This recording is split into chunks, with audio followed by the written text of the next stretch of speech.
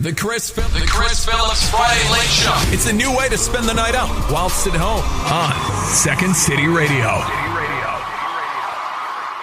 And talking of somebody who literally is a national institution, I certainly love this guy. He's brilliant. He's had one of the most amazing careers on the planet. Big TV, big films, big everything, and a beautiful man. Chris Ellison, welcome to the show. Thank you. Thanks, Chris. Did you like that build-up? Did you like that? I like the national institution. I said I should probably be in one, but... Well, you are. You're a national institution. I know. 9 out of 10 people, by mentioning your name, know exactly who you are. You must be proud of that.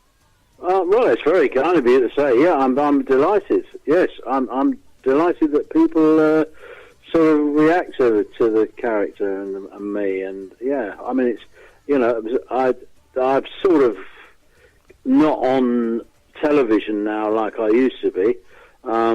Mostly I'm doing sort of films now, so yeah. I'm doing one-off films. Well, we're gonna talk about that in a little while. But of course, and there's one famous role that we're going to talk about a little bit later on.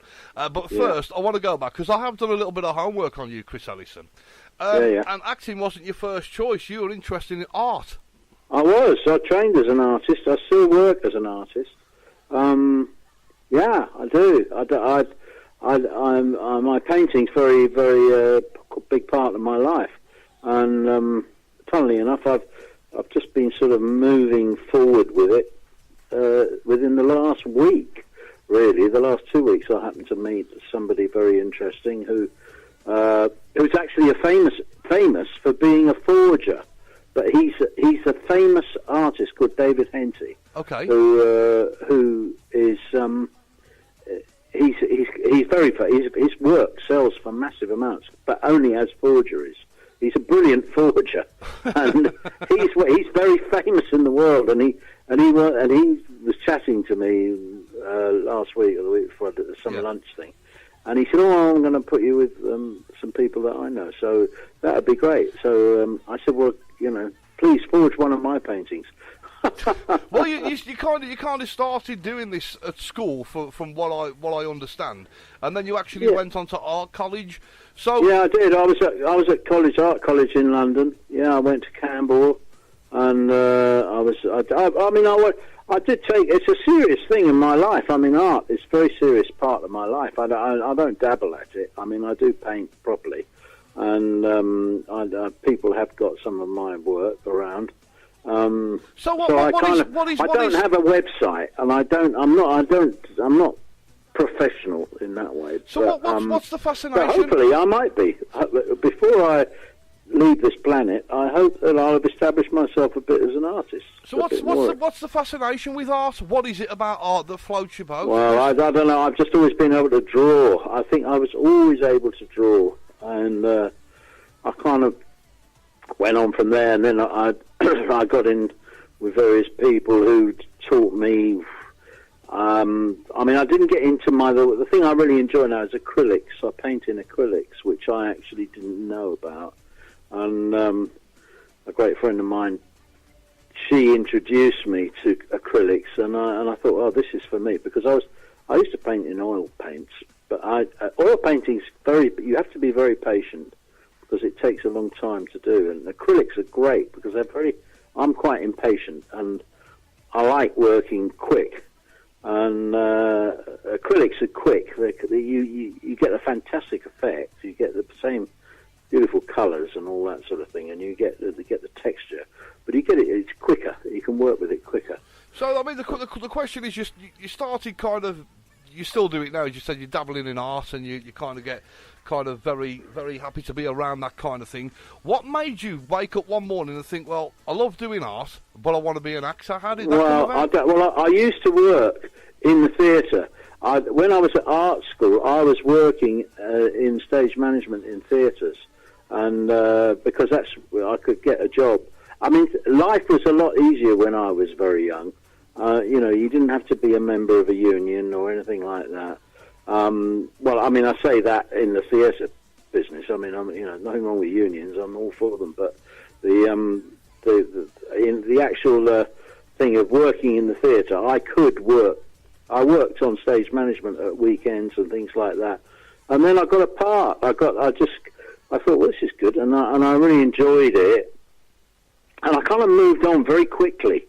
I got an agent very, very quickly, which was quite surprising and quite unheard of, really. And so I did my very first television when I was still an art student. I mean, I hadn't, and I did my very first television, was the very last episode of something that most of your listeners will never have heard of, called Emergency Ward 10. Well, yeah, I disagree. Yes, they would, because that's yeah, I've already got people saying Emergency Ward 10 coming up on my screens already. But they wouldn't have known I was in it.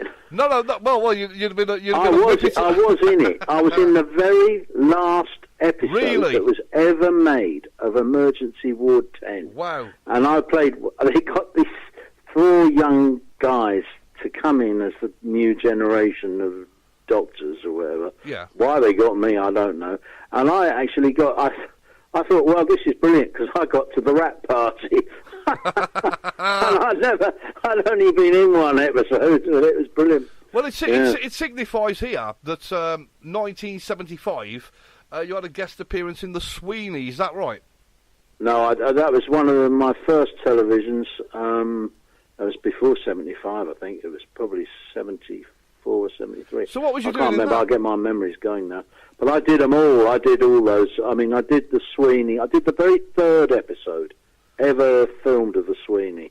And it was quite a new show, and everybody was saying, oh, this is really groundbreaking, which it was, because it was violence on screen as well. You know, people, I mean, I actually died in that episode. Really? Welcome back. I got shot in a pub. Welcome back. Not for the first time, but not for the last, but I did. I actually got shot in a pub, and I was killed, but they shot it. They actually showed it. You know, they showed the shooting, and people go, oh, bloody hell, they can't put this on screen. You know, they were surprised, because it was the sort of, I suppose, the descendant of Z-Cars. It was the follow-on to Z-Cars, really, The Sweeney. But it was just so totally different. I mean, so totally reality-based. I mean, the cops were hard drinking, they were the nasty bastards, and the villains were awful, and it was a kind of reality about it, which people hadn't seen before. And I think that's why it was so successful. Well, it made John Thor and big stars out of Dennis and John Thor. So. Well, you also did. Apart from The Sweeney, you did The Professionals as well. So you appeared in. Yeah, I did all of them. I did all of them in those decades, the 70s and the 80s. I was there. I was always there. I was one of the equity underworld, as they called it. Yeah, we were all there. The Minders and The Professionals and Dempsey and Makepeace and God, I mean, they were, you know, you just went from one to the other, because there were so many of those kind of shows then. So back then, Chris, back in the day, of course, as you said, groundbreaking, Sweeney and all these things going on. What was probably your favourite role to be in back then, to kind of think, yes, I definitely want to do this full time, I want to be in this, all of this? It doesn't really.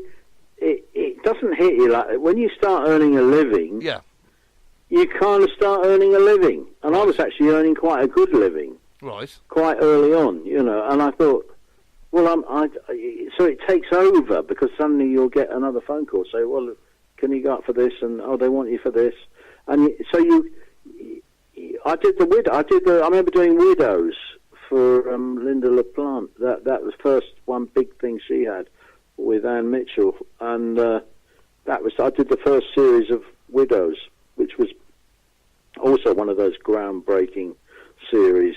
I did so many. I mean, I can't remember them all. And somebody actually put a thing on Facebook the other day, and they asked me a question, and they said, "Oh, you see, I was watching you in an episode of Grange Hill," and I thought, no, I was never in Grange Hill.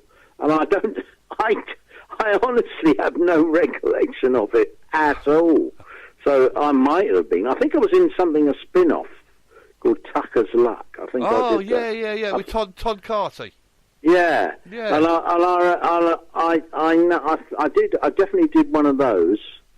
I played a gay guy in it, which was quite unbelievable for me because, I mean, I don't usually get cast like that. No. And I was quite pleased because that I is thought, unbelievable. it gives me something different, That is Because unbelievable. usually I just get playing the hard man, which has been going on forever. Well, that's kind of the Chris Ellison that I've grown up with and watched. It always seems to be Well, that you won't see me playing those kind of characters very often. I mean, I've had very little opportunity like that. But, No, you've but then always- you get cast.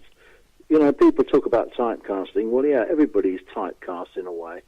I mean, that's why I think some people play the same part always over and over again, and I suppose a lot of people might say that about me. I've played those kind of characters for so long. Well, no, I mean, But- I disagree with that in a way because you brought an independence to every part you've played, everything I've seen you in. I've tried to. I mean, you kind of you approach every part with a fresh look, but of course there's a certain quality I think that comes out of any actor that.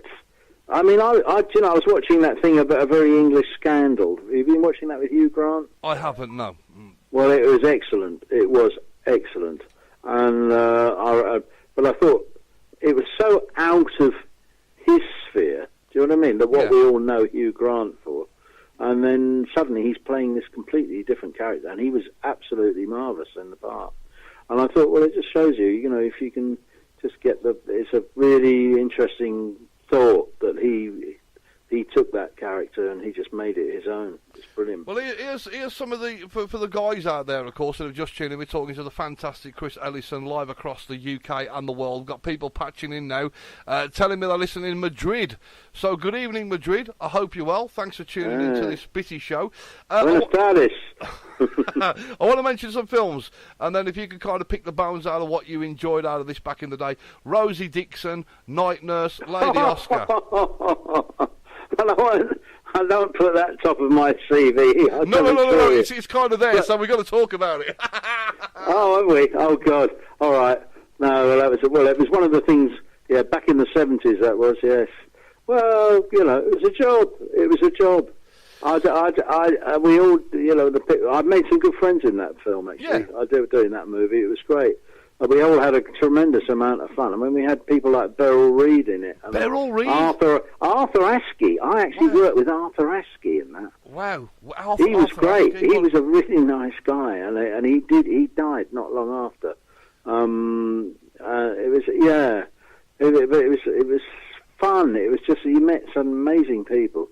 Yeah, it was like one of those Confessions of a Window Cleaner type film. Yes, we had prevalent in that day. Yeah, we had. But it was actually quite funny, and it had some funny people in it. Well, we had Beryl Reid. God, Well, Beryl Reid's a legend, but we had Robin Asquith on the show a couple of weeks ago. Oh yeah. Confessions. Okay, the one that excites me, of course, we all have to go through things, and it's film, it's money, we know all of that. I just said to you off air because I thought I knew everything about Chris Ellison. You popped up in Buster, which is one of my all-time favourite films, of course, about the Grange train robbery of 1963. Yeah. Did you enjoy doing that film? The part you played in that?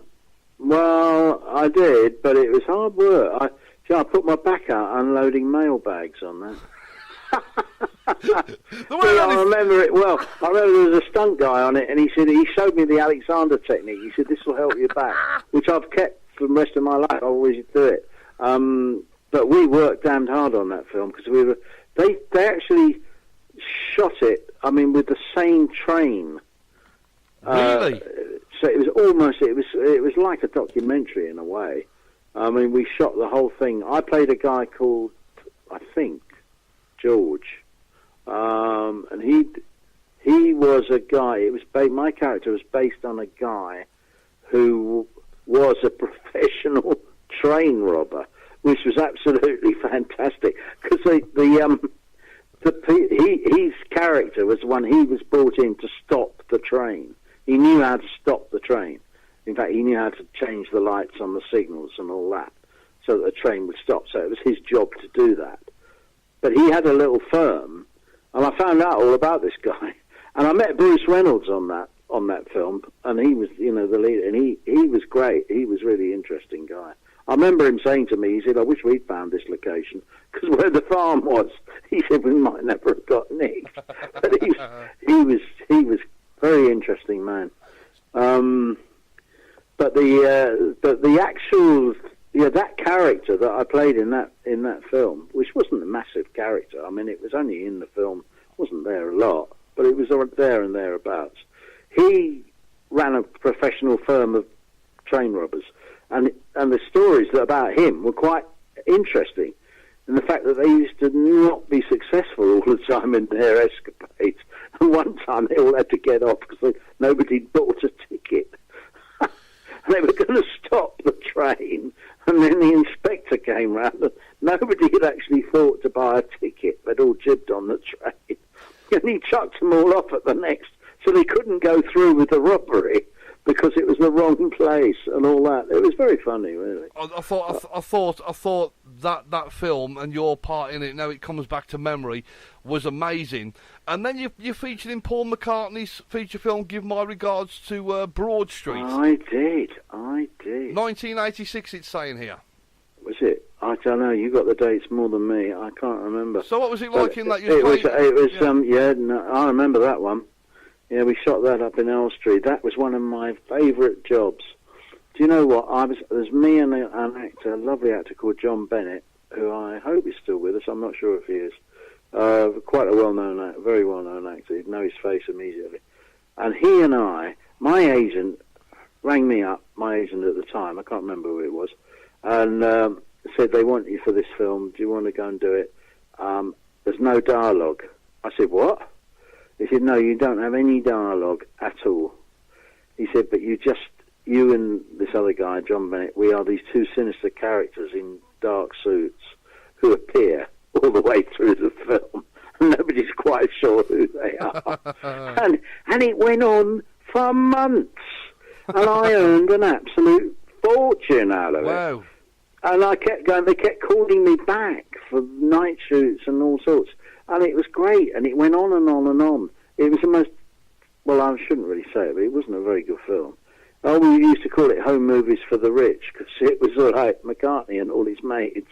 And I met some amazing people. I mean, the people came on that movie who I remember Giant Haystacks, the wrestler. Do you remember him? Yes, I do.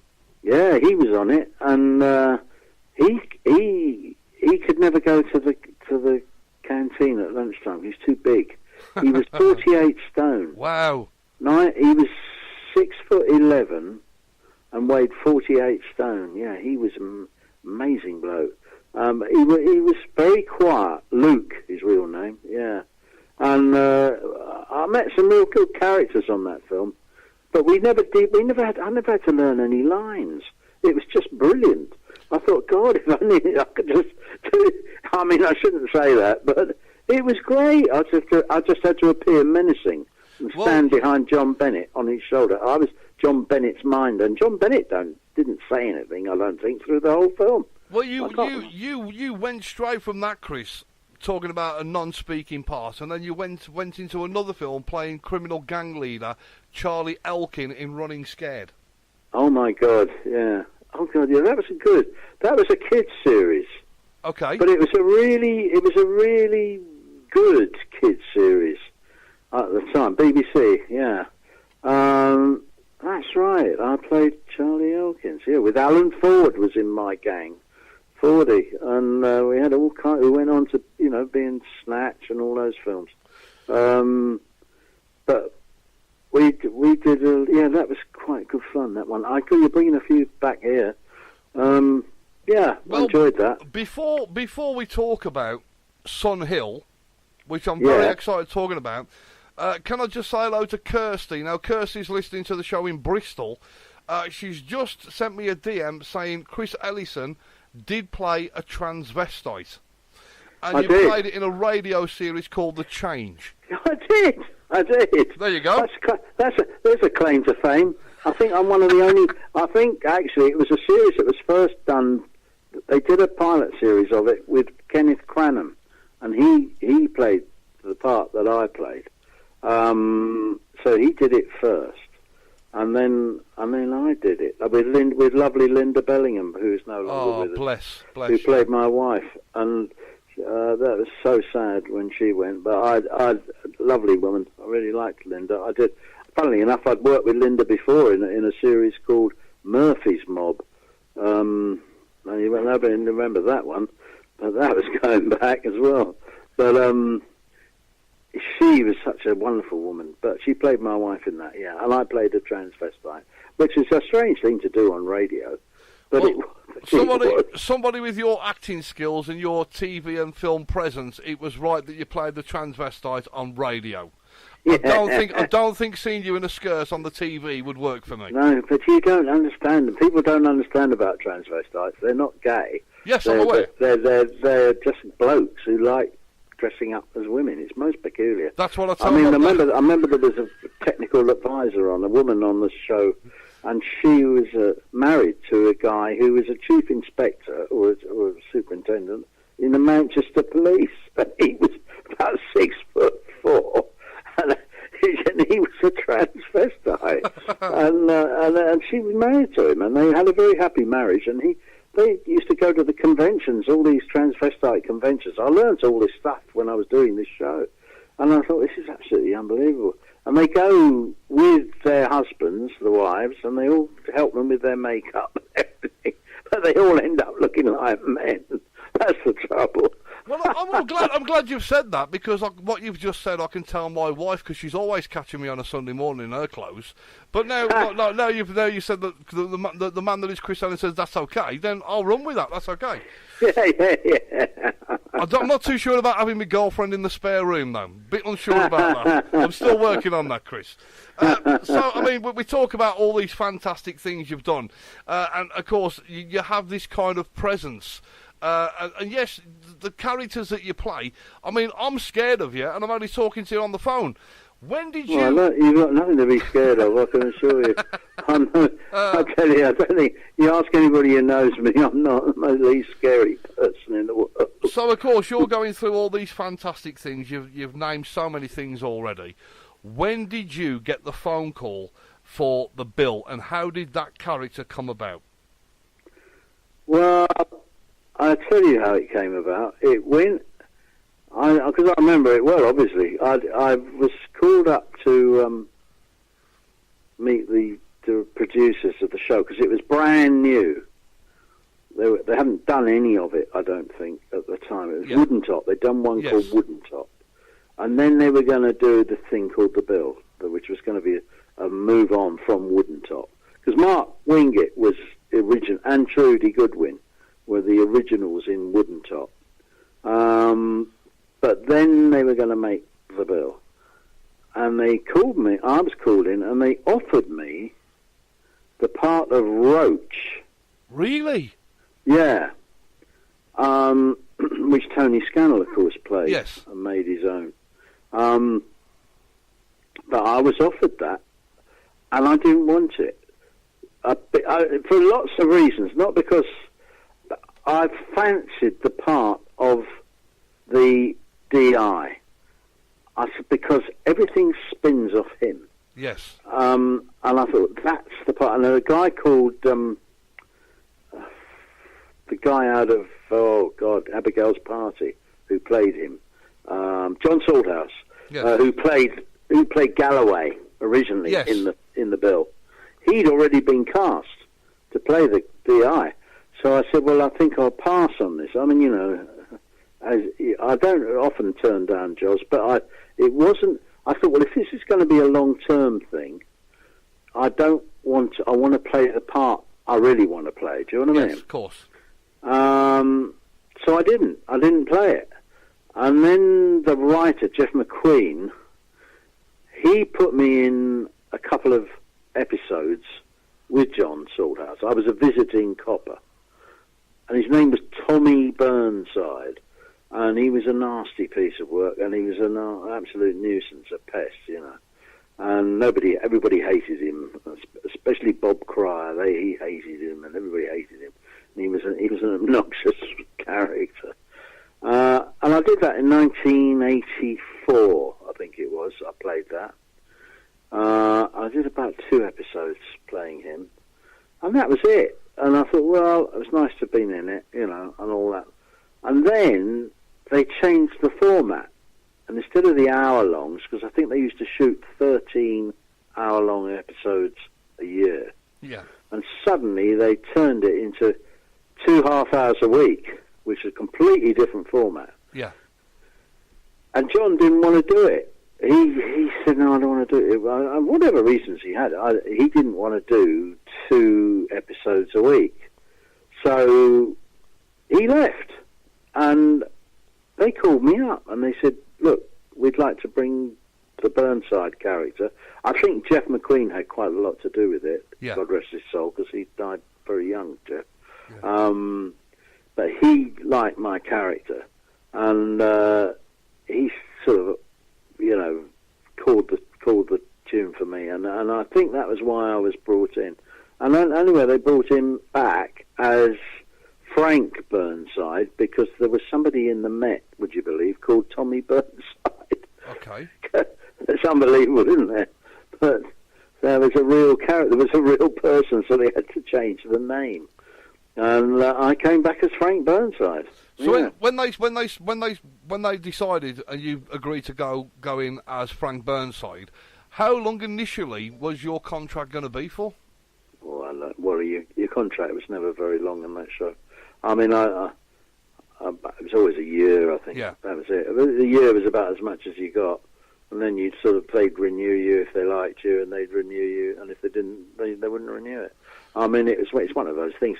I mean, I always say about television and acting and all that, no jobs for life. I mean, I never thought that I would be, because I wasn't really in it for that long. I went in 1988, and I was out in 93. So I did do 5 years. You did 5 years, but then you came back after. I did 5 years as Burnside full-time. Yes. And then I went away, I left, and then I went off to Yorkshire Television and did a thing about a sports agent called Ellison. Yes. Which we all had great hopes for, but it did a pilot, and then it did one series. So that was, well, I mean, that wasn't the reason I left the bill. The reason I left the bill was because, quite frankly, 5 years is a long time in a series. Yes. And it may not sound a long time, but it is. So I didn't think that I would be going that much longer anyway. So I thought, well, I better leave now and go and do something else. And then I came back and did a spin-off, because they got me back to do some specials. Before you mention the spin-off and the specials, because I do want to talk about that in a second, I did a bit of a survey this week, Chris Ellison, on you, and you are consistently in the top 3 of actors that people remember from the bill. Doesn't matter which one you look at, Frank Burnside is always in the top 3, along with Billy Murray, who played DS Don Beach, and Reg Hollis. Oh God, Reg, yeah, Jeff Stewart, yeah. I haven't seen Jeff for a long time. I mean, you see, the thing about acting is, it's a job. Yeah. And when a job finishes, you hopefully go on to the next job. Or, it's not... I've never been one of those people who think I'm in a job for life, because it's not a job for life. No. There is no character or no part that's a job for life, unless you're Bill Roach, in which case you have got a job for life. But there's very few people like that, you know what I mean? Wow. I mean, that they're going to stay in a series for so long. I mean, the thing about the bill was that it did run 25 years, I think. It did. And there were some people who were in it for 25 years, or almost. Well, yeah, I mean, you've got, we won't mention the names. Those that are fans of the bill will know who the long cast members were. Some that went and came back. I mean, and those guys, I really actually felt for them when it finished. Yeah. Because I'd been out of it for ages when it finished. Yeah. I mean, I'd gone on. I'd moved, not gone on, but I mean, my life carried on. Because I never thought of it as being something forever. I always thought it's just a job. And television is very fickle. I mean, it is. Well, It's a fickle business. Well, I'll probably say, well documented, and it is well documented. Jeff Stewart, of course, who played Reg Ollis, of course, when his character was axed from the bill, he took it rather badly, and he did. And I suppose, really, you could look at the other side of the coin, that people maybe get too comfortable thinking the job is for life, or they're going to be there till, whenever they like Bill Roach. But nothing's guaranteed, Chris. No, it sure isn't. Not in our game. I mean, it's not. I just think, well, it's great. Well, it's when you're working regularly all the time, it's great. It's fun, and especially when you're on a show like that. I have to tell you, let me say one thing: the Bill were the happiest years of my life. I mean, I say the happiest. I've had lots of happy years, but they was work-wise, they were just the best, because we did have a fabulous group of guys and girls who I worked with on that show, and they were all great. I mean, I made lifelong friends on that show. Yeah. I mean, Mark Wingett is a great friend of mine still. Yeah. Billy Murray I know very well, and he's still a good friend. John Isles, Trudy Goodwin. They were lovely people. They were all great people who you'd always be friends with. I mean, I don't see them every week, but we all have a bond. Well, we were going along, of course. Can I just say hello to Maggie, who's listening to the show now, a big fan of yours, Chris. Can I also say hello to Stephen and Wendy, Diane, and Cliff. He's listening to you now in Barcelona. Good evening to you, Cliff. Thank you very much indeed for dropping us on tonight. Now, this is the thing. I was watching the bill, of course. There was some kind of conversation during the programme that you'd left to go undercover, and then you return. And I just want to tell the audience out there, this is genuinely true. I knew Chris was on tonight. So around about 4:30 this afternoon, I streamed a couple of Chris's episodes of The Bill when he came back. And you were working with Mark Wingett, of course, Carver, and Russell Bolter. Russell, Russell's great. And I've just worked with Russell again. Well, not just, but I mean, last year we did the Christmas special of Casualty together. And it was great, because I hadn't seen him for ages. Well, we had a massive laugh. Yeah. Well, the concept was in this particular. I think it was the show that brought you back into the bill on a semi regular basis. But they came to get you and speak to you about something. You've been undercover. That's how the story ended when you left the bill, and how you came back, of course. And Mark Wingett and Russell Bolter had to come down to Manchester. Loads of things going on, and then of course you came back to Sunhill. It was revealed that you were now a DCI, and I was over the moon to see you come back. Why did you decide? Obviously, you must have been approached if you wanted to come back. Was you the one who put the terms in that you'll do it, but just on a semi-regular basis? No, it was a sort of mutual. I mean, it was. Basically, it all comes down to money. Yeah. I mean, I'm quite honest about it. Yeah. You come down, you're earning a living. I mean, it's like anybody else. Yeah. So they offered me a certain amount of money to come back. Yeah. To do these things. My agent negotiated a contract, and I went back to do these specials, and then the spin-off followed that. Yes, it did. So it was. I mean, it was all down to business. I mean, it was money. Pearson's had taken over the show by then, and they thought it was a good idea. I don't think they thought it was such a great idea by the time it came out so expensive as it did. Yeah. Because it was a very expensive show. Yeah. The spin-off was quite expensive. And I know that I mean, one doesn't know really why things don't get renewed. I mean, we didn't get renewed on that show, but you just think, well, that's life, But it must have been kind of strange to go back into the bill after that long gap. But I think that could have run a lot more, especially with your spin-off. I think that could have run, and we could have got into all sorts of different areas with that character. Yeah. Well, I mean, obviously, I mean, I'm not going to disagree with you. Yeah. But then you don't know what reasons people have for because they've gone into a different thing. The bill had then gone into a sort of more of a soap opera, and there was a lot more. they were going in a different direction, and I think they felt maybe that the Burnside character had run its course by then. No. I mean, I'm quite happy that, you know, I've only gratitude really to, not gratitude, because I don't owe anybody gratitude, because I've worked hard my life and I've done what I've done myself. I don't mean that. Yeah. I don't mean that in an arrogant way. Yes, of course. I mean, you know, I've done my bit, and if somebody gives you a contract, well, you're lucky, and you work at it and do the best you can. So we all do the best we can. But I mean, I do have massive affection for the character, because it put me somewhere where I wasn't before. I mean, I was always working. I worked very regularly, but that character made me. Yes, I suppose it made me famous. Yeah. Well, according to Mandy, thanks for your message.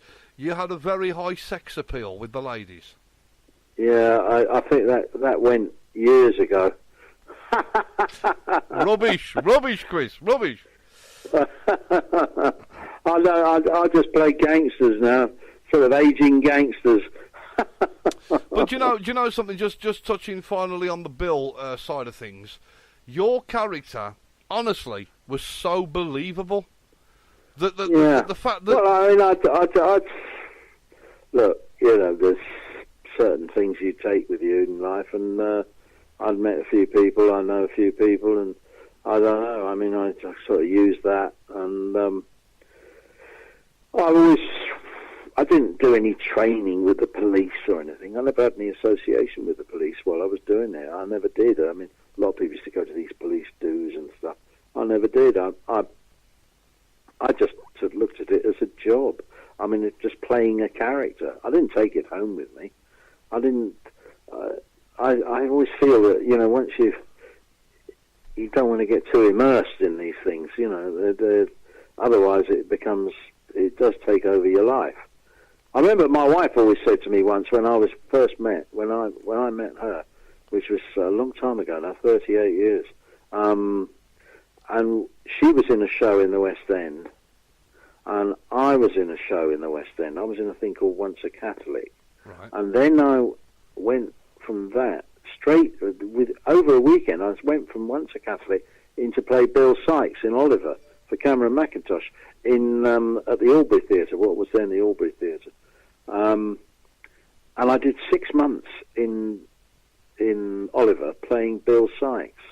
And I always remember Anita, when we hadn't been long married, I mean, we were very fresh, new, and she said it really, really, she didn't like it at all when I was playing Bill Sykes, because she said it was one of those parts that just takes you over.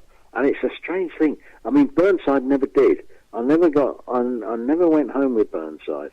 But Sykes, I don't know why. It must have been the Dickens thing or something. It kind of depressed me, and I got completely. I did get immersed in that character. Although it was a musical, and it's not. But the character was so black and dark. As you know, Bill Sykes. I mean, you can't get much darker than Bill Sykes. But it did affect me a bit, that character. I think that's the only time really that I've let a character sort of get near me. Yeah. You shouldn't have started me on the Bill Sykes stuff. I mean, my favourite, of course, Oliver Twist of all time. And that line, "You do love me, don't you, Bill?" "Course I do. I live with you, don't I?" Yeah, I live with you, don't I? That's just amazing. God, you're taking me down memory lane. Of course, it was a sad day, of course, when it came to the end of your time on the bill. But it wasn't the end of the story, of course, because literally after you finished that, you started popping up in different places. You was in an episode of Crime Traveller. That you did in 1997 as well, around the time all this other stuff was going on. You must have enjoyed that. What I can remember of it, I think I did, yeah. I'll tell you who was in that. Anthony French? No, not Michael French. Michael French, yes. Yeah, Michael French, and yes. I did Casualty with him after that, because he went into Casualty. I mean, Michael's he's gone from soap to soap. He's never, since EastEnders and all that, he's always doing something. I love He's a really nice guy. And I remember him I can't remember the name of the girl. There was a girl in it as well. But I played her dad, I think, or something like, who'd escaped from prison, of course. And I remember that. Yeah, Crime Traveller. Yes, that was interesting. Yeah, that was a strange piece. That was. So then, so then I just take a breath of fresh air, and then I think, well, what else is Chris Ellison going to do now? What's going to happen next? And then one blurry day, I'm sitting there with my cup of Horlicks, not Horlicks, guys, no, coffee. Yeah. And then I put the TV on, and there you are on Fort Boyard. Oh God, Fort Boyard, my God. Yeah. Well, there we are. That was right out the side. It was. It was. It came. I didn't expect to be doing that. That was another strange job. Doing it was like the Gladiators or something, but it was, but it's all on this island off France, off La Rochelle. Yeah. Strangest place, and with live tigers. Yeah. And snakes and God knows what and everything. We were all on this fort. Well, when we were taken to this fort every day. Yeah. That was a really strange job, I have to say. And I thought, God, I don't know how this is going to work, because they took you to there was no way onto the fort. Anybody who's ever seen Fort Boyard, yes. It's a fort that is off the coast of France. It was a prison. In Napoleonic times, they kept it for prisoners on there, prisoners of war, I think. And it's not a jolly place. I mean, it's pretty grim, but we used to do it in the summer. We did it, so it was hot, and you're taken out by boat. It was a 20-minute boat ride from La Rochelle, where you used to go out. We stayed in the hotels, obviously, on the mainland. Yeah. Then you were taken every morning out to this fort, and then you were lifted off the boat on a sort of round thing, which you had to stand on, hold on to the ropes. Yeah. And all the gear went in the middle, and it hoisted you 40 feet into the air and landed you on the gantry. Jesus. And that was twice a day you had to do that. Jesus. And I remember the first day, Tom Baker, who was playing the old guy up in the captain, yes, up in the turret. In the tower, yeah. Because he had a terrible job up there. It was boiling hot. And poor Tom, I always felt sorry for him. So I've got to go up in that bloody tower again. And he got on this boat, and we were going out there, and he went, "Now, how do we get on this fort?" I said, "Well, I told him. I said, well, we have to hang on to this thing, Tom, and you hold on to it, and then it lifts you up, and then we all jump off onto the gantry." He said, "What?" He said, "I can't bloody well swim." I said, "Well, you'd better hang on tight then." And I tell you what, I really felt sorry for him. He had to do that. Well, it was, once in the morning, and then again you get lifted back onto the bloody boat afterward, at the end of the day. So it was twice a day. And I thought, God, poor Tom, because he couldn't swim. I mean, and I thought, don't fall off then. I mean, I never saw, as you said, Fort Boyard coming. But no, it was an enjoyable watch. Very convincing in that, of course, and you were. And this went on for a while, and then all of a sudden, again, out the side door again, Len Harker in EastEnders. Good God! And there was another one that never. I think I must be the kiss of death, because that I only did 4 episodes. I never filmed on the set. Really? No.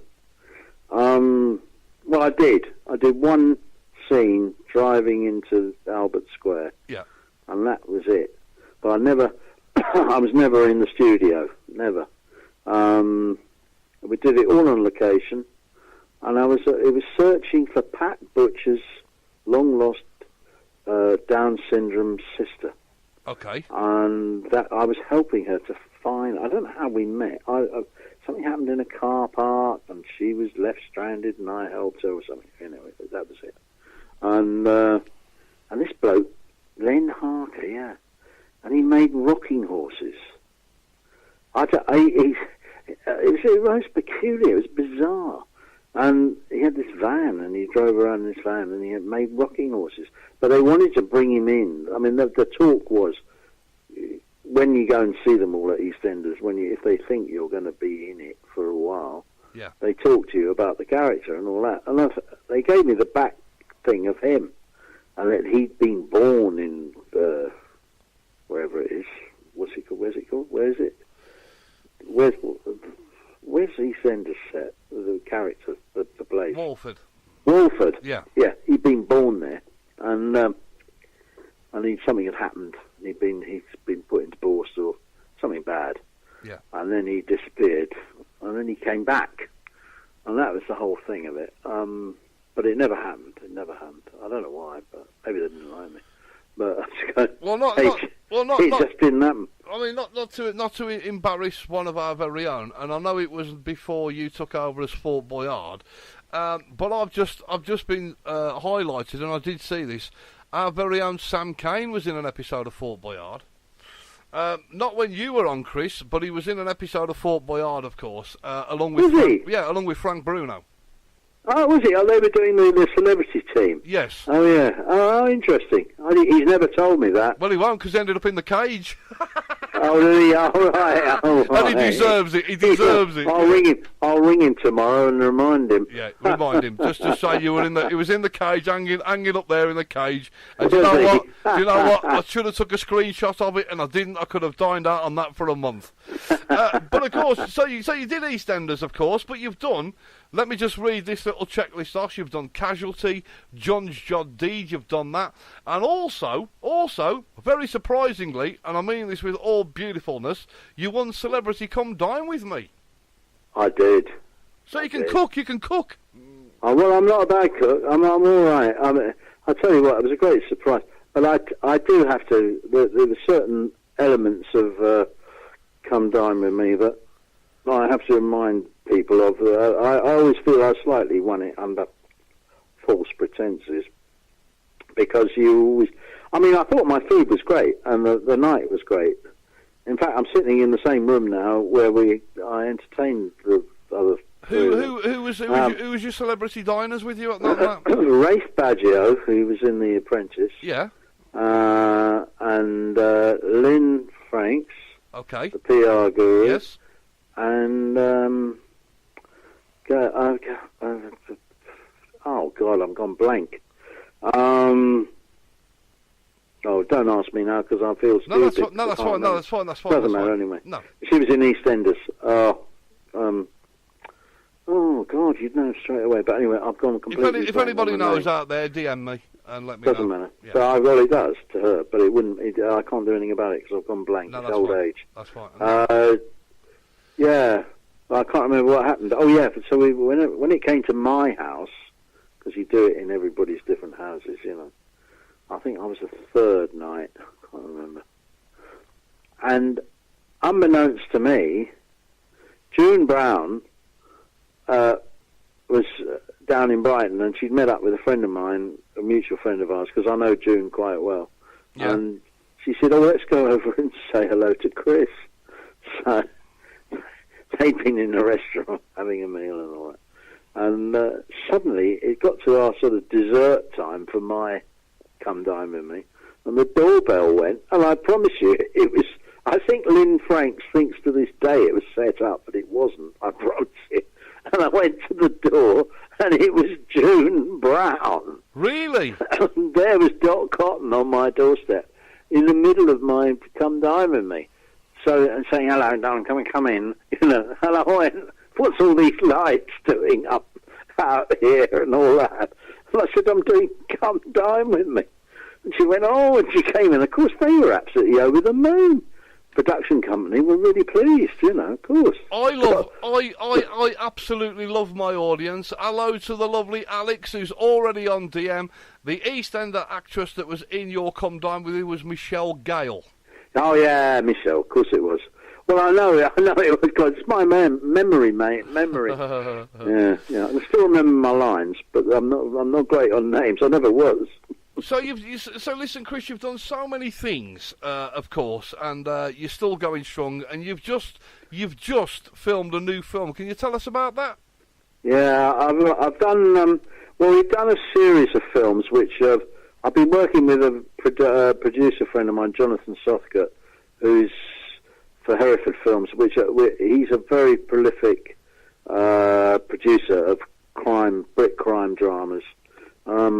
He's done all the Danny Dyer ones and done Age of Kill with Martin Kemp, and a lot of stuff like that. And a lot of these I first of all worked for him on a film called Bonded by Blood, which is and then I did another one after that, and then he got this film together which was called We Still Kill the Old Way.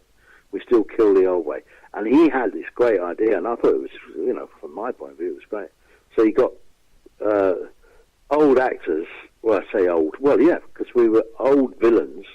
And there was Ian Ogilvy, would you believe, the Saint. Wow. Yeah, me, and James Cosmo, and Tony Denham. And we were the villains. And we were the sort of heroes as well, because we were the sort of vigilantes. It was a kind of vigilante film. And these old school gangsters came back and sorted out a nasty problem. Stephen Burkoff was in it, and he died very early because he was Ian Ogilvy's brother in the film. And so he got killed, and we all revenged his death. It was kind of like that, And it was very successful. I mean, it was never put out on the cinemas. It was always put out on Blu-ray. I'm very famous on the top shelf at Asda, But then he was so successful that they did another one, and we all came back and we did a thing called We Still Steal the Old Way, and they had people like Patrick Bergen in it, and Billy was in it, Billy Murray, and it was great. I mean, it's been great fun doing them, and so that was the second one, and then I was on tour last year in a play, so I was out of the game from September till December. Yeah. As far as filming goes, and then this year we did one called Dead Man Walking, The Craze, Dead Man Walking, which was a story of Frank Mitchell, the Mad Axeman, which is kind of quite a famous story. It's a true story. Yeah. I played Albert Donahue, the Cray enforcer. It was. I mean, we've shot that. That's done. That will be out in September. Now I'm waiting to do.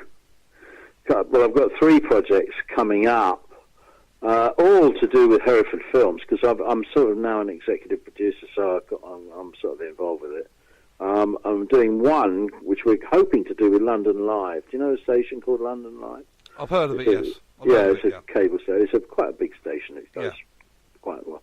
And we're doing one called Chris Ellison's Famous British Crimes. Okay. We're going to shoot a pilot of that. And then I'm doing a film called Reckoning Day, which I'm playing the lead in, which we're going to do soon. Not it'll be in the next couple of months, I expect. And then, of course, you've got your radio. And then we're going to do We Still Die the Old Way, which is going to be the third in that sequel of those other films. So I'm busy. I'm quite busy. And then, of course, you've got your radio show on here. I know. Great, yeah. That's fabulous. I've got to tell you the amount of people that are listening in right now to this interview, and I'm being badgered to ask you about your time in Celebrity Big Brother. How was that? let's have your take on it. Probably the most forgettable 2 weeks of my life. Why? Explain. Explain. Honestly, if you ask me, really, it all seemed like a dream. Really, I have to tell you. I mean, I even when I went in, and I knew Sherry Hewson, so I had a friend in there, and I knew Bobby Davro as well. So I kind of had a couple of people I knew. I didn't know any of the Americans. Who does? Who does? No, I'm in a weird race. Good evening, America. Good evening to you. Eh? I'm just saying good evening to our American audience. All right. Oh, your American audience. Oh, yeah. Well, they were very strange, the Americans. They're very competitive. They wanted to win everything, and if they didn't, they got very upset. And I mean, yeah, they were strange. I mean, probably they weren't like the average American. I mean, these were kind of celebrity Americans. Well, we had a couple of porn stars in there, and I don't know who they were. I know one woman, she had so much Botox in her bottom, I was surprised she could stand up. I think the thing is that I can only think about from your time in there. There's literally, quite rightly, you can basically tell us this, nowhere to escape, nowhere to go and get any peace and quiet, nowhere to go and rest. You're literally just stuck there. Well, you rest within yourself. Yeah. You don't. What you do is you just close off. I mean, yeah. I mean, unless you want to participate in all the madness, which I didn't. I never really got ignited in that. I think the producers were rather upset with me because they thought I was going to go in there and slag everybody off and, Well, you're not going to do that because that's career suicide. But it does say. Well, I didn't do that, and I never wanted to, and it didn't interest me enough to do it. There was nobody there I could actually get upset with. Well, there was one person that you didn't like very much, and that was Farrah Abraham. No, you're completely wrong. Really? No, nobody else liked her. I actually quite liked her. No, that's totally the opposite. You liked her? Yeah, she and I got on great. We used to chat. You never showed any of that because she was public enemy number one on it, apparently. I didn't know what happened. She was always falling out with the other girls and all that. And apparently she ended up, I wasn't there, but she went on the bit on the side or whatever it's called, the other program. Yeah. And she threw a chair at someone and it was all terrible. But I got to know her. Yeah. I thought, because I was talking to her about family and about things, and she's got a Sicilian family. Part of her family is Sicilian. And we were talking, I said, I always wanted to go to Sicily. Because I said I like, the thought of, I was always interested in the place. And she said, we maybe meet up there and all that and bring your family and all that. And I've got family there. And I thought, they're really nice. And so she and I got on well. I never had a problem with her at all. What about Stevie Ritchie? Because he was in there with you. He just come off the back end of X Factor. They were a funny couple. Yeah. And that very posh girl, yeah. Who was, oh, darling, oh, God, I'm so upset. Oh, God. That was all like that. But yeah, I did actually like them in a way because they used to feed me cigarettes because I took up smoking when I was in the I hadn't done for a while. I thought, I'm so bored, I started smoking. I've stopped again as soon as I came out. So it did actually do me a couple of favours because I used to bite my nails as well, but I stopped, extraordinarily enough, I stopped biting my nails in there. And I've never bitten them since. And I've really got nice hands now. And I'm really pleased about that. By the looks of it, you started not to pick your nails because you're more interested in using your hands, I think, around people's throats at points in that show. What do you want to? What does Chris Ellison want to do now for the future? What do you want to do? I'm hoping that we're going to do some stuff with Hereford TV, and we're going to launch a couple of TV shows. It's a slightly drama documentary, the one that we're doing to start. But then we may do some dramas. We may do, but the films. Well, I'm looking forward to doing the next two films, which I'll hopefully will enjoy. It'd be nice to work with Ian again, Ian Ogilvy, because he's back in Los Angeles now. But I tell you, who we've got in the film. Now this will interest you. If you like retro stuff, we've got the Fall Guy, Lee Majors. Lee Majors. Oh, he's going to be in it. Wow, Lee Majors. Oh, I know. He's playing the head of the American Mafia. Yeah. Well, I'm so glad you've said Lee Majors and not David Hasselhoff. No, not David Hasselhoff. Lee Majors. Yes, Bionic Man. That's why I'm happy. That's why I'm happy. Yeah. He's going to be in it. Yeah, we got. I mean, it's quite. I'm absolutely over the moon because I think I'd just like to go and work with just meet them, hang out with the Bionic Man. You genuinely just love acting, don't you? You just love acting. Well, no,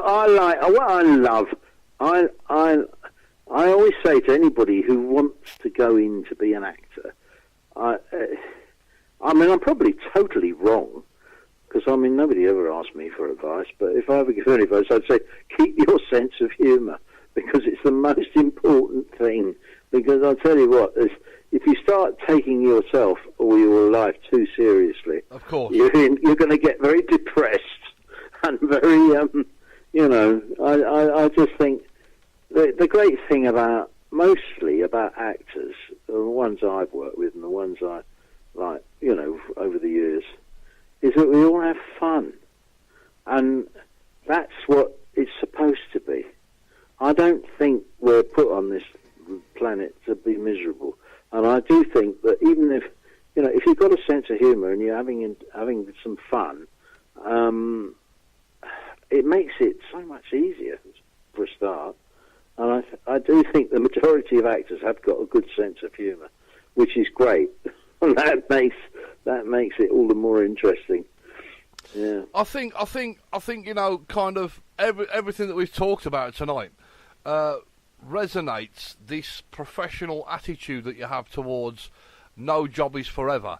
And I've never heard anybody say that before, that has got the mentality to know, yes, you're in the job, you're getting paid for it, but don't treat it like it's going to be there in a month's time. I mean, hopefully you're hoping you're going to work again. You hope that you're going to... I've always said that people have sometimes said to me over the years, God almighty, I've been in it nearly 50 years. I should sort of know something about it, I suppose. But they said, oh, don't you find it very insecure? Well, I always say, I think you'll find that a lot of actors are very secure in their own insecurity, if you know what I mean.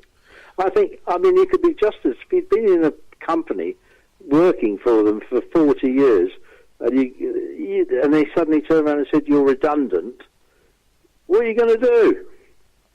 Well, I've got to tell you this. I've played this tonight the way it should be played, very professional, bit funny along the way interview.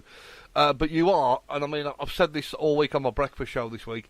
You are one of these people that I genuinely... I mean, I know people say, when I do interviews with people, it's great to talk to you, and I've been a fan. I can genuinely tell you, my audience know over 10 years, I am a huge fan of your work. And, well, that's very kind of you. I am so glad that you didn't get the role as Ted Roach. Because well, I mean, I'd have probably been all right as Ted Roach, but I wouldn't have been as good as Tony Scannell. He was brilliant as Ted Roach. Well, Tony Scannell came back to the bill for a two-part episode a while later, which I thought was great that Ted Roach came, because his character left obviously hitting Inspector Monroe, and you tried to persuade him to go and apologise, and he didn't. Oh, yeah. See, I know my stuff. And then he came back a little bit later on with Inspector Monroe helping him over a character called Roxy, which was played by, I think, Paul O'Grady the first time. It was, indeed. And then who was the other one that played it? And he was in, no, see, you've got me. I'm at it now. Rita Sue and Bob too. What's his name? George Costigan. That's the one. So George Costigan took over as Roxy in this two-part with Ted Roach coming Did he? back. Yes, he did. Yeah. I was in Rep with George Costigan in Manchester about 140 years ago. I haven't seen George for a lifetime really, but I never worked with him since. But we worked together in Manchester in Rep. Yeah. And I have to say, because I've got loads of people firing stuff through here, but the bill for me was Burnside, Tosh Lines, of course, the late great Kevin Lloyd, of course. What was it like working with Tosh Lines? He was a great character, Tosh Lines. He was lovely, man. I liked Kevin a lot. The strange thing is, it was so sad because everybody knew that he got terrible press and all that because of the drinking and everything. And he had a huge problem, and I never knew. No. I worked with him for years, and I never knew that he had a problem. And it only, I think it was after, well, obviously it was after I left, Yes. because then it all came on top, and he sort of, everything fell apart. But I didn't know. When I was working with him, I didn't know. And I was so sad. I went to his funeral, which was horrible, and I liked Kevin a lot. He's only 48, for God's sake. God. Well, yeah, but you know something, like yourself, all these people that we've talked about tonight, in their own way, their own style, they've made a memorable. If you can make a mark on somebody's mind, and it's imprinted, you've done your job. It's there. It's like the Leslie Grantham playing Dirty Den situation. You're always going to remember that, aren't you? You know. Well, I've just worked with Leslie. Yeah. He's in Dead Man. I tell you what, he's in. The one I've just shot with the Craze, Dead Man Walking, right? He plays Nipper Reed, the copper who nicked the Craze. He does, yeah. Yeah, that's what he came. He only was there for a day, and he came in and played Nipper Reed. And he worked in a couple of episodes of The Bill with you as well, Leslie Grantham. He did. With I tell you, who's the girl in it as well was Denise Van Houten. That's right, Denise. Yeah. Yeah. I mean, God, I'm just jealous. Here are a couple of things that I've compiled for you on shows that you should have been in, but you weren't. Are you ready for this? Right. Number one, A Wiedersehen Pet. Oh yeah. Well, I was the wrong. There weren't any. I was probably. I don't know why. I never was in that. They were all Northern though, weren't they? They were all Geordies, weren't they? But you'd have been perfect in A Wiedersehen Pet, and I've got loads of people saying that. Another one that you should have been in, of course, was Holby City. Was you ever in Holby City? No, I've been in Casualty, so I've almost been in Holby City. I never got past A&E though. and they could. I've never been in Holby City. No, I've never been in many. I mean, I've done. Funnily enough, I've done 3 episodes of Casualty, would you believe? I did the first one, 25 years ago, or more, and then I did the second one about 8 years ago, and then I did the last one, the Christmas one I did, was, not this is Christmas before, with Russell. Russell was in it, Russell Bolter. Yeah. Well, the other thing I'm being told is you missed the trick here because you should have been employed to take over from Shaw Taylor and Police 5. You should have been the face of real crime. I might be doing something like that if Chris Ellison's Great British Crime takes off. So it might be slightly similar. Well, listen, when this program comes to air, you've got to let me know so I can tell the audience. Right, I will. Yeah. So it's I mean, we haven't made it yet. We haven't made the pilot yet, but whatever you do, it'll be a hit because you're in it. You're in it, lovely man. Now, listen, believe it or not, you're gonna shoot me. I've kept you. We've been talking now for an hour and 10 minutes, but it's not been an interview. It's been more of a chit chat, really, which is what I like. But there's one or two. What we always do at this time in the proceedings is there's one or two people, of course, that have bent my arm, twisted it upside down, asking for a bit of a shout out, and these are just regular people. Before I do, we've got obviously I've got to mention Sam Kane. He'll be listening in. Good evening, Samuel. I hope you're well, and I do remember you in the cage in Fort Boyard, and now Chris Ellison knows, so he can rib you about. Yeah. Well, you know that Sam looks after me as well, so. He's got to be, I'm glad he's listening. I won't say anything, Sam, but I will on Monday. We've also got somebody else, of course, who was in a show called Tomorrow People, Flintlock, the band, a band called Flintlock, a TV program called Tomorrow People, and the longest-serving Joseph of all time, Mike Holloway. Yeah. So he's also listening, so he'd like a shout out. Right. So, excellent. Can you also say hello to Greg Pritchard tonight? Hi, Greg. How you doing? I see. I've got to shout out to these people, have I? Yes, yeah. Sorry, mate. I didn't realise what you were doing. I'm a bit thick. You know. No, don't worry. All right. No. Shout out to. I've heard of Flintlock actually. Yeah, it's Are they a blues band? it's a band, of course. The band was on Pauline Quirk's, of course, back in the day when she had her own TV show. Yes, Pauline Quirk. Oh, right. I did. Well, I know Pauline because I did Birds of a Feather. Well, I played what's her name's boyfriend. Well, her band. Who kidnapped them all. Well, her programme back in the day, Pauline Quirk's, Mike Holloway and Flintlock was on there, but he's been in Joseph and he's did a. Oh right, yeah. Well, he's. I'm not good on theatre. I'm terrible. I'm terrible on names as well. Right. So the next one, of course, to mention is Anne Marie. I know Anne Marie. Anne Marie. No, I was thinking of Rosemary. Anne Marie. Hello, Anne Marie. He's great, isn't he, Chris? Can you also say hello to Christopher Ashford? Hi, Christopher. How you doing? Now, somebody who's going to be really excited for a mention on the show tonight. Can you say hello to Ray Hoban? Hi, Ray. How you doing? He's fantastic, Ray. Great guy. Can you also say hello to Diane Rhodes? Hi, Diane. Hope you're well. Andy Bruce. All right, Andy. He sounds like a football manager. Yeah, he would be. Yeah, he would be. Actually, Andy, you'd make a good football manager.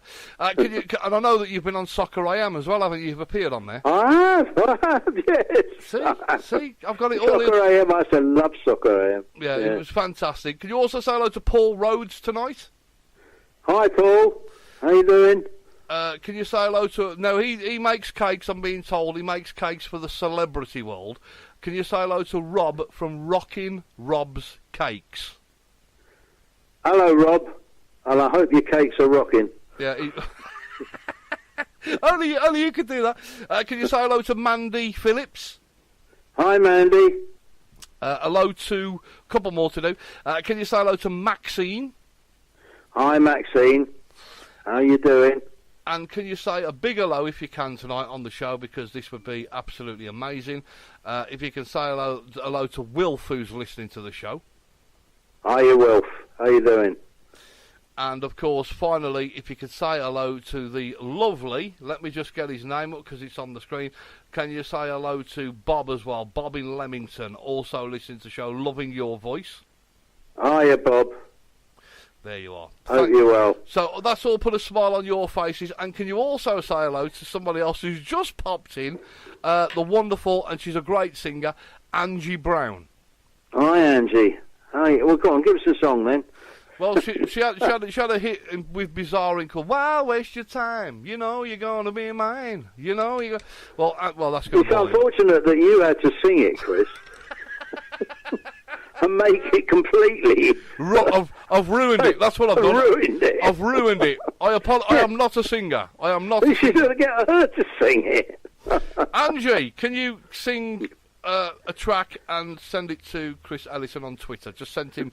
I'll send you a link to one of the tracks. You'll know who I'm on about then. All right, mate. All right. So listen. I was in the physio. I was doing a bit of physio at the moment, and.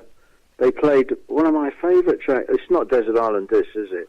I can't pick 8. No. But I'll have to get you to compile your favourite tracks. So what kind of music are you into before I let you go? Big on blues. B.B. King, Buddy Guy, wow. Joe Bonamassa. Oh God, I'm huge blues guy. Wow. I'm also love soul music, soul and blues, really. Yeah. Jazz? Any jazz music in there? I'm not massive on jazz. I mean, I've got a fantastic app on my phone which is called Simple Music, and it's great. And I get stations from all over the world, and I get all these American stations which play non-stop. So I'm listening to it. There's lots of jazz on there, and I do like jazz, but I have to say my main thing is blues.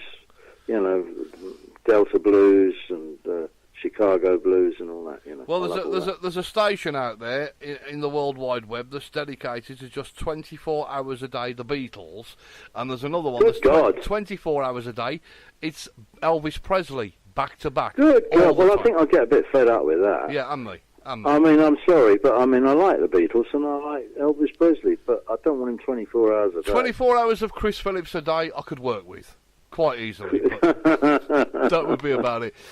Listen, I've got to say, you've stayed on a long time, and guys, it's. I don't want it to end, but it's got to, of course, because. Oh, of course it has. Of course it has, mate. I didn't realise it was that long. Yeah, we've had an hour and 20 minutes of solid chit chat tonight. Well, it's lucky because there was no football on tonight. So, well, there was actually. There was. I think Germany were playing. Oh God, Saudi Arabia or somebody. I don't know. They were playing tonight, but I didn't watch it. I wasn't going to watch it. Well, I've got to say, guys and girls out there, this guy that we've enjoyed for the last hour and 20 minutes has given up his time to come and talk to us, wherever you are in the world. It's been a pleasure. Just a reminder, this interview will be available on Catch Up all day tomorrow via the web, via the Alexa devices. You can listen to it all over again. Or, of course, you can go to the YouTube channel for Second City Radio and have a listen to that when it's uploaded at some point over the weekend. Chris, I mean, what can I say? You know, people use this term, and it kind of upsets me a little bit all the time. They use the word legend. But I have to use it on this situation because everything you've touched in my world, and a lot of people will agree with me, you've turned from silver to gold. You are a unique individual, and we need more content from you moving forward. Thank you. Well, that's very kind of you. Very kind of you. I do appreciate it, and I'm always worried though when somebody says you're a legend, because it means you ain't going to, It sounds like an obituary. No, absolutely never. But like I come back to the point. I've had loads of. I mean, I always think, God Almighty, I don't tell them how long I've been in the business. I really don't. I thought it's like some people you work with, and you go. I work with a young guy. I tell you, this is the last story, right? How fickle the world is. Okay, especially in my business. Well, I remember working with this young kid, and he was good, very good. I was doing a scene with him. Well, here's a thing for you that's just come through on the Reuters news agency. I'll just mention this. It's just literally come through in the last couple of seconds. Former Liverpool manager Kenny Dalglish has been knighted tonight. Oh, that's good. And actress Emma Thompson made a dame. Well, I don't care about that very much, but I'm sure she'll be make a very good dame. Kenny Dalglish, is she doing panto? I haven't got a Kenny Dalglish, though. What do you think about that, Kenny Dalglish? I like Kenny Dalglish. So that's great. He's been knighted. Yeah, great. I thought they should have knighted Ken Dodd years before. But they only got him at the end, and I thought, well, he should have been knighted before that. Then I suppose with the, Ken Dodd is just, Ken Dodd to me he was comedy through and through, and people like Freddie Starr as well, Yeah, well, they're not establishment people, are they? No, that's the trouble. They don't. Freddie Starr's a naughty boy, and they all say, Well, listen, can you? I mean, when they took Lester Piggott's night, I think he got a night taken away from him. Didn't it was. Everybody in their own right is unique in their own right, as long as they behave themselves. It shouldn't be a problem. I agree. Anyway, I'm glad he's got a night. I'm very glad. Well, I'll tell you what, it's been an absolute pleasure tonight. If you can stop on the phone for me, I'll just have a brief word with you off air to close it down. And of course, we look forward to seeing you in anything that you've got coming up. Of course, we are big fans. I keep looking at your top shelves in Asda because there'll be a few films coming out. That's ridiculous. I mean, you can get. I mean, you can get them all on Blu-ray and DVD and all that. And that's basically where they will be. I mean, I'm not being funny now. I mean, that's where they sell. They won't be out in the cinemas, but they'll be massive. I think they'll be in that genre of brick gangster movies that will, but they'll be there. I think genuinely there's a lot more to come from you, but it's just that the pages haven't been written yet, and you haven't. Well, they better hurry up and write them. That's all I can say. Nah, you got loads of gas, loads of gas in the tank, loads to go. But listen, thank you so much. You'll have to come. Like I said to you before, and I say it to the nation now. You're welcome on here anytime you want to promote anything. Or you come up for a bit of chat. Cheers, mate. You broke your Second City Radio duck now as it speaks, and of course we'll wait for you to be ready, and you can come and join us and do Chris Ellison's Radio Rock Show. That sounds good, doesn't it? Oh, that sounds brilliant. Yeah, wouldn't that be good? I like to play all my. Yeah. Yeah. You can play what you like on this station. Yeah, it'd be great. That'd be great. Apart from Mr. Blobby, can't play that here. Chris, if you stay on the phone for me, I'll have a quick word with you off air. All right, mate. Ladies and gentlemen, a big virtual round of applause for my special guest tonight, Mr. Chris Ellison. Thank you so much indeed, Chris. My pleasure. Thank you. The Chris Phillips Friday Late Show. It's a new way to spend the night out whilst at home on Second City Radio.